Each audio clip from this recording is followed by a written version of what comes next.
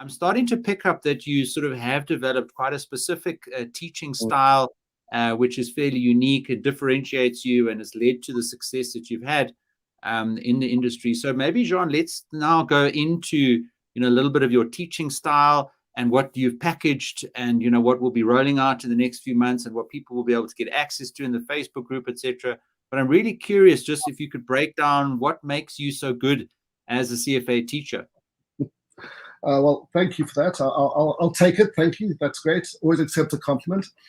Well, listen, maybe a bit of a story as to how I came about this. I was running a course in Frankfurt, a big 5-day revision course, very intensive 9 to 5, 5 days revision course in preparation for a level 2 exam, actually.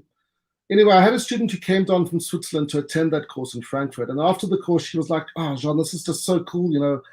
What we really love as a group," she said, "is we really like all of you mnemonics and tips and tricks and ways of learning things. Wouldn't it be nice," she said, "if, instead of like death by PowerPoint and all this extra material, we don't want more material. What we do want is all of those tips and tricks and mnemonics and, naughty stories and my super big diagrams and all the stuff that you couldn't fit on a PPT, all of that stuff. Can we not just put that together? Because that for us is the gold stuff. That's important for us. That's what we find valuable. That's what we enjoy. And like I said, I've been doing this for ages. And students come to me and they always say, "Give me your diagrams. Tell me the stories. Have you got ways of learning that, like you told us to learn that thing?" So that's what I did. I packaged together all of my ways of learning. I did not come from a traditional finance background, right? I'm not like our earlier person there. He said that Kanisila, he was saying, she did doing a master's in financial services. I didn't have that background, so I had to learn via my own way of doing things. Content which traditionally, let's be honest, Peter, it's not the most riveting content in the world. No one would wake up and say, "Oh, today I'm really excited to learn a bit of accountancy." Forget about it. No one's, unless maybe you're an accountant, but even accountants would say, "Oh, I'm excited to learn about deferred tax today." Yeah, exactly. Right. So let's get together and do some hypothesis testing. Yes, that's exactly. No. So I've had to really slowly build myself up from a ground base of virtually zero, and then and realizing that path that I took from nothing to something.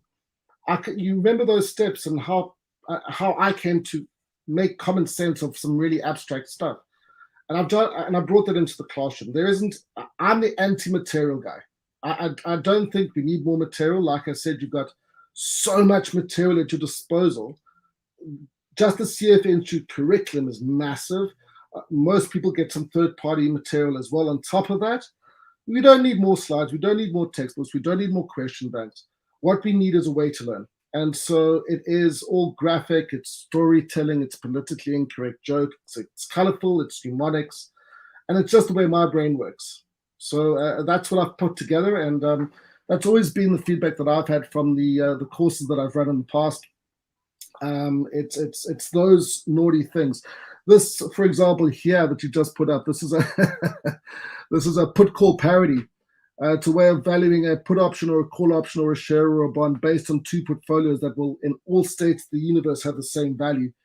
And it's, PS plus CB. All right, well, let's try to remember that, right? How do we remember this? Another one of the hundreds of equations we have to remember. Well, James Bond has a wonderful night of passion with the femme fatale, and she wakes up the next morning. She's gone, but she's left him a letter. And it goes, "Dear James, you were wonderful last night. Lots and lots of love. Miss Galore." And then at the bottom it says PS, postscript PS, PS, call me Bond.